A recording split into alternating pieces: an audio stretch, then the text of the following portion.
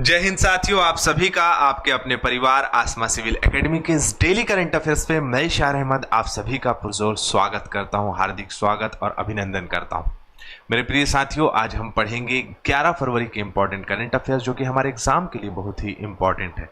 तो वीडियो में शुरू से अंत तक के बने रहें और अगर चैनल में नए हैं तो चैनल को सब्सक्राइब कर लें और पहले से अगर इस चैनल में है तो मेरे प्रिय साथियों इस वीडियो को शेयर करना ना भूलें। और मैं आप सभी को बता दूं कि कल शाम के जो परसों दोपहर के सवेरे और दोपहर के जो एग्ज़ाम हुआ, मतलब सीजीपीएससी प्रीलिम्स का 9 फरवरी को, उसका सॉल्यूशन जो है किसने कराया है? तो उसका सॉल्यूशन करवाया है हितेश वर्मा जी ने। किसका? तो सी सेट का। आज पार्ट 2 आपके लिए आ जाएगा शाम तक। और जीएस के पोर्शन में जो हमने अब तक पढ़ा, अभी तक हम जो जून से क्लास कर रहे हैं उसमें अब तक जो हमने क्लास की उसमें से कौन कौन से पोर्शन से प्रश्न पूछा है, और मैं हमेशा आप लोगों को अवगत कराता रहा हूं। जहां से प्रश्न पूछे गए हैं वो जो है सीधा सीधा आप लोगों के एग्ज़ाम में पूछा था, तो उसके रेफरेंस बेस्ड मैं एक वीडियो बना रहा हूं जिसमें आपको सारा सॉल्यूशन मिल जाएगा जीएस के जो क्वेश्चन पेपर है उसका।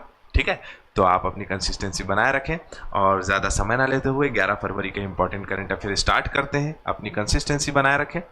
लेखक कह रहा है, किताबों से ज्ञान मिलता है पर अनुभव से जो सीखता है वो दुनिया बदलता है। मेरे प्रिय साथियों, हमेशा मैं आप लोगों से कहता हूँ ये एग्ज़ाम ओरिएंटेड चीज़ है, एग्ज़ाम के लिए महत्वपूर्ण है। तो मैं अपने अनुभव से बोलता हूँ इन द सेंस कि मैंने भी बहुत सारे एग्ज़ाम दिए। मैं भी आज यहाँ आप लोगों को पढ़ाने के लिए आया हूँ, तो कभी न कभी मैं छात्र जीवन जो है मैंने अपनाया होगा या छात्र जीवन में कभी ना कभी रहा हूँगा मैं। ठीक है, तो मैं सिर्फ यही बताना चाहूँगा मेरे प्रिय साथियों कि अनुभव जो है वो सबसे ज़्यादा ज़रूरी होता है।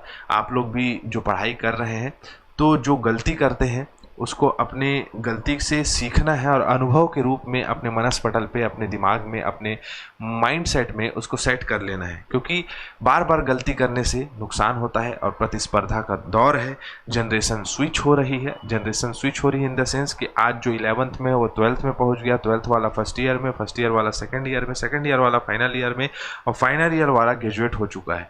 मतलब मैं ये बताना चाह रहा हूँ कि अपनी जो अनुभव है उसमें किसी भी प्रकार से या अनुभव गेन करने में किसी भी प्रकार से आप कंप्रोमाइज ना करें और अपने लक्ष्य के प्रति एकाग्रित रहें। आशा करता हूं मेरी बातें आप लोगों को समझ में आ गई होगी। चलो, लास्ट टाइम मैंने प्रश्न पूछा था, निम्नलिखित में से किस पूर्व भारतीय विकेटकीपर बल्लेबाज ने क्रिकेट के सभी प्रारूपों से संन्यास की घोषणा की है? तो किसने की है? रिद्धिमान साहा ने, जो कि वेस्ट बंगाल से खेलते थे रणजी ट्रॉफी, और भारत से जो है इन्होंने विकेट कीपिंग किया और बल्लेबाजी किया है। ठीक है, उन्होंने संन्यास ले लिया है। राष्ट्रीय नहीं, ये अंतरराष्ट्रीय होगा, इंटरनेशनल लिख लें इसको, यहाँ पर लिखाया हुआ है ना।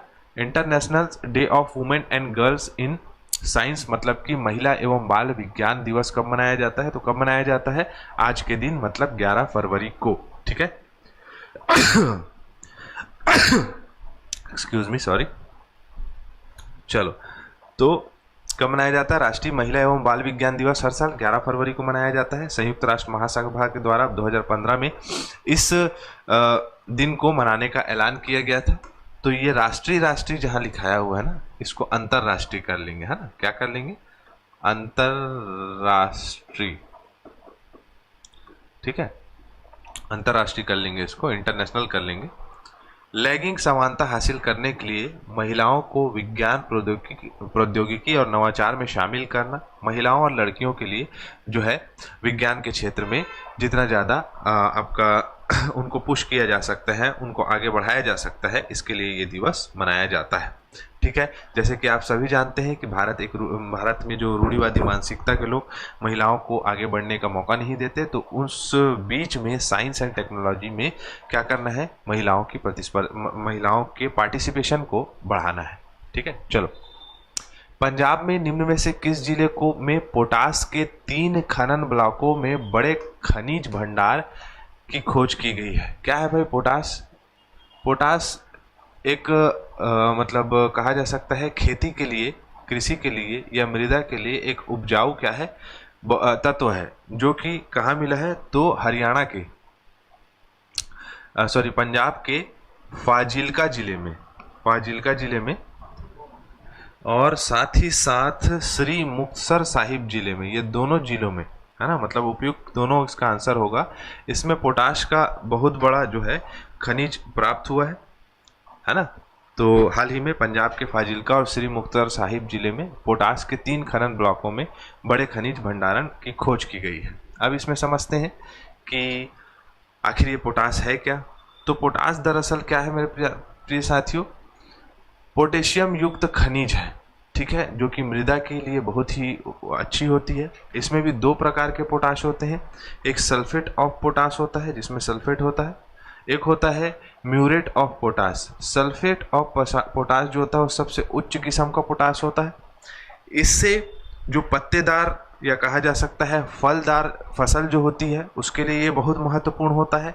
लेकिन जो म्यूरेट ऑफ पोटाश होता है वो कार्बोहाइड्रेट जैसे मतलब गेहूं हो गया, धान हो गया, इसके लिए महत्वपूर्ण होता है। तो पोटाश की उपलब्धता जो है वो आपका बहुत ज़रूरी है।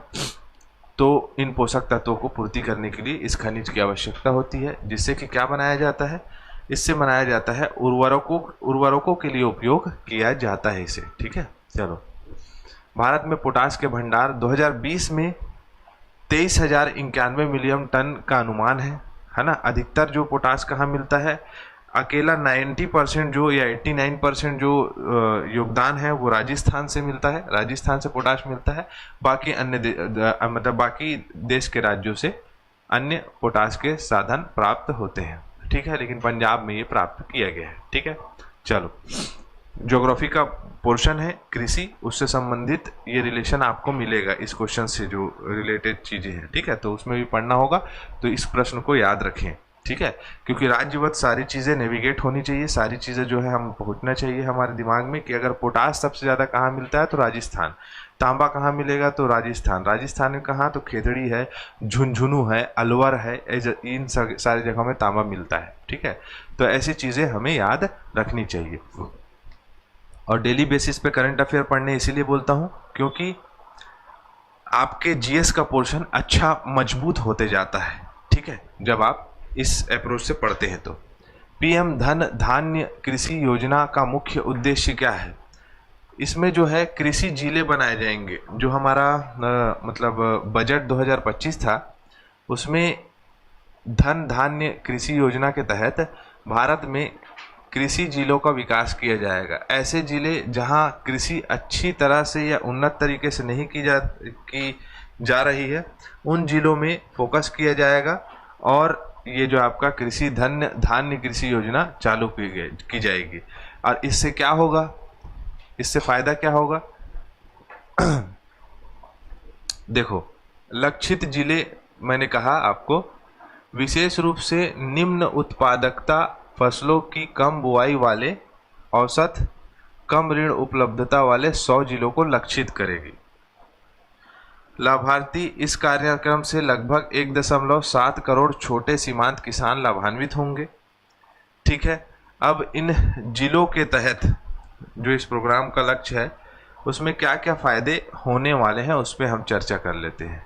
फसल विविधीकरण, अर्थात यह बाजार तक पहुंच बढ़ाकर विविध फसल पैटर्न को बढ़ावा देकर किसानों के लिए बेहतर मूल्य प्राप्ति करेगा। मतलब क्या करेगा, मान के चले कि पहले ले लिए गोभी, तो उसको जो है वो मतलब आपका कहाँ पहुंचा, बाजार में पहुंचा। वैसे ही दूसरे किसान ने जो है उगाया क्या, भिंडी, तीसरे किसान ने पालक, चौथे ने जो है मूली। तो ऐसे फसल विविधीकरण का जो है क्या है लक्ष्य रखा जाएगा और बाजार में उनकी वैल्यू को प्रमोट किया जाएगा। टिकाऊ और जलवायु लचीली खेती, यह पहल उत्पादक को बढ़ावा देने के लिए जलवायु विशिष्ट खेती, जल दक्षता, सटीक कृषि को अपनाने को प्रेरित करेगा। अब मान के चलो उस क्षेत्र में जल की उपलब्धता नहीं है अच्छी तरह से, ठीक है, या जल निकासी की उपलब्धता नहीं है, तो उस क्षेत्र में सरकार के द्वारा जल निकासी की व्यवस्था कराई जाएगी और कृषि को प्रोत्साहित किया जाएगा। वित्तीय सहायता प्रदान की जाएगी किसानों के लिए, ठीक है। फसल के बाद भंडारण क्षमता को बढ़ावा दिया जाएगा, अवेयर कराया जाएगा कि भंडारण कैसे किया जाता है। सिंचाई सुविधा में सुधार होगा, जो कि किसके तहत है, तो जलवायु लचीली खेती के तहत है ना। प्रौद्योगिकी एकीकरण, यह योजना उत्पादन को अनुकूलित करने के लिए नवीन कृषि उपकरणों को बढ़ावा देगा, मतलब कृषि उपकरण की उपलब्धता कराना इसका उद्देश्य रहेगा। तो यही है क्या, तो पीएम धन धान्य योजना। ठीक है, चलो फोर्ट विलियम का नया नाम क्या रखा गया है? कलकत्ता में स्थित फोर्ट विलियम का नाम जो है वो क्या चेंज कर दिया गया है, तो विजय दुर्ग नाम रख दिया गया। भारतीय सेना के अधीन ये विजय दुर्ग या फोर्ट विलियम जो किला है इसका नाम बदल के क्या कर दिया गया है, विजय दुर्ग। 1773 में अंग्रेजों के द्वारा इसे बनाया गया था। लॉर्ड विलियम बेंटिक ने इसकी जो है पूर्ण करवाया, लेकिन 1696 में इसे सबसे पहले स्टार्ट किया गया था। ये आपका बनाया किसके उपलक्ष्य में था? बंगाल के, सॉरी कहाँ गए वो भाई, हाँ, फोर्ट विलियम का निर्माण अंग्रेज द्वारा किया गया था। इसका नाम इंग्लैंड के राजा विलियम तृतीय के नाम पर रखा गया था, तो इसका नाम क्या हो गया है, विजय दुर्ग। ठीक है, चले आगे, चलो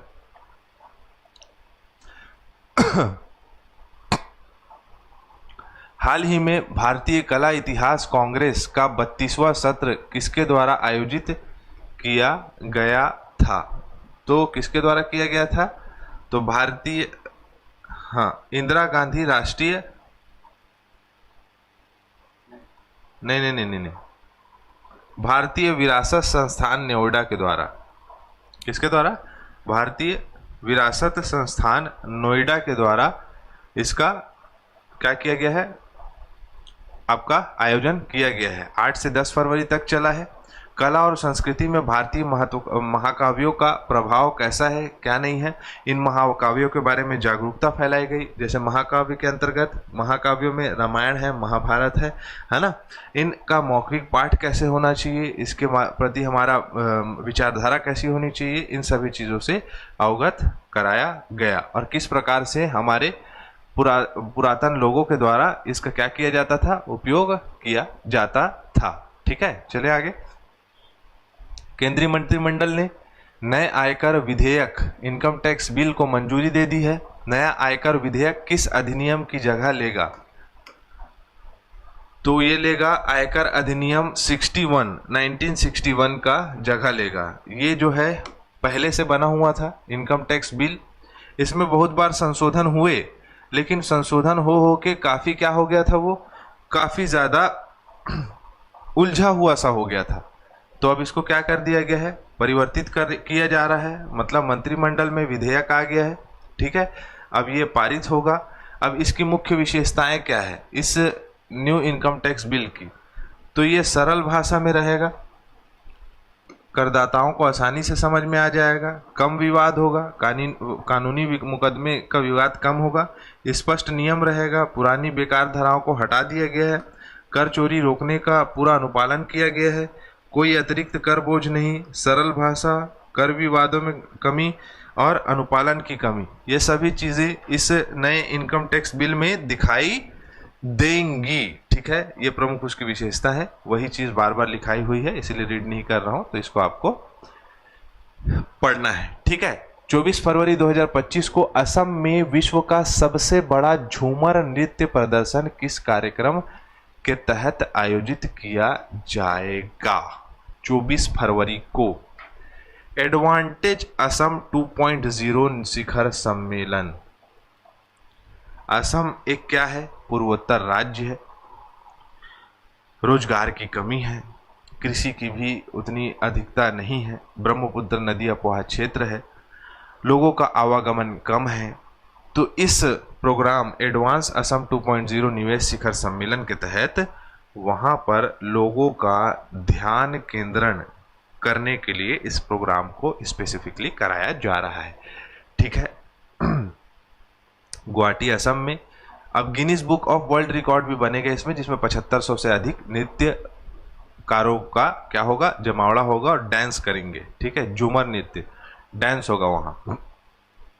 सार्वजनिक कल्याण हेतु कृत्रिम, अरे एक बात बताओ, असम का नृत्य बताओ, चलो स्पेशल, मतलब वहाँ कौन सा नृत्य, कला एवं संस्कृति का प्रश्न है, कौन सा नृत्य असम में किया जाता है?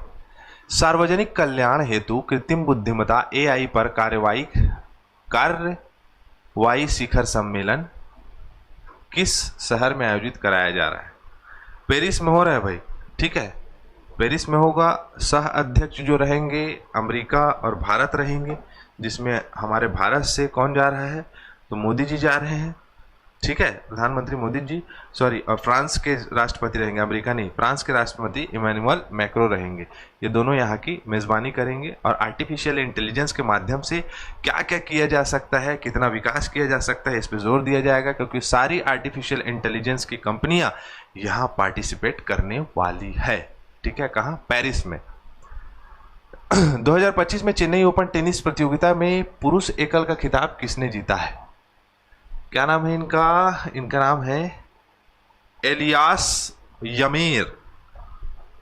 एलियास यमीर नाम है इनका, एलियास यमीर दिखाई दे रहे हैं। एलियास यमीर 2025 में चेन्नई ओपन का टेनिस इन्होंने जीता है, ठीक है, और ये पहला खिताब है उनका, ठीक है। एसोसिएशन ऑफ टेनिस प्रोफेशनल्स जो है 1972 से स्टार्ट हुआ है, इसके द्वारा ये चेन्नई ओपन कराया जाता है। चलो, भारत सरकार ने इलेक्ट्रॉनिक राष्ट्रीय कृषि बाजार प्लेटफॉर्म पर कारोबार के लिए कितनी नई कृषि वस्तुओं को शामिल किया है? इलेक्ट्रॉनिक राष्ट्रीय कृषि बाजार कारोबार करने के लिए नई कृषि वस्तुओं को शामिल किया गया है।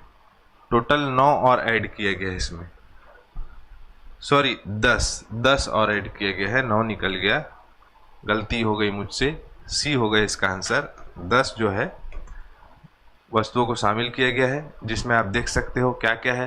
तो बेसन है, गेहूं आटा है, चना सत्तू है, सिंघाड़ा आटा है, हींग है, सूखे मेथी के पत्ते हैं, इन सभी चीज़ों को क्या किया गया है? ऐड किया गया है ई नाम या ई मार्केट में, ठीक है। चलो, कौशल विकास और उद्यमिता मंत्रालय ने नीति आयोग के सहयोग से निम्न में से किस राज्य में स्वावलंबन महिला उद्यमिता कार्यक्रम शुरू किया गया है? किसमें किया है भाई? सभी में, असम, मेघालय, मिजोरम। स्वावलंबन महिला उद्यमिता कार्यक्रम पूर्वोत्तर राज्य के इन राज्यों में उद्यमिता का विकास करना या लोगों को व्यापार, व्यवसाय, अन्य जो मतलब कहा जा सकता है रोजगार से संबंधित जो कार्य है उन पे क्या करना? अप्रोच करना, उनको आगे बढ़ाना इनका मुख्य उद्देश्य है, ठीक है। चलो आगे बढ़ते। उद्यमिता मंत्रालय के सहयोग से इसे स्टार्ट किया गया है। राष्ट्रीय कृमि मुक्त दिवस 10 फरवरी को प्रधानमंत्री नरेंद्र मोदी जी ने बिग कैट अलायंस की पहल की थी, ठीक है। यूनेस्को का अंतर सरकारी समुद्री विज्ञान आयोग महासागर समन्वय तंत्र की संगठन द्वारा ओसीएम महासागर समन्वय तंत्र की का जो है स्थापना की है, ठीक है। चलो, वित्त मंत्री ने केंद्रीय बजट 2025-26 में किसान क्रेडिट कार्ड योजना के तहत ऋण सीमा को 3 लाख से बढ़ाकर 5 लाख रुपए कर दिया है।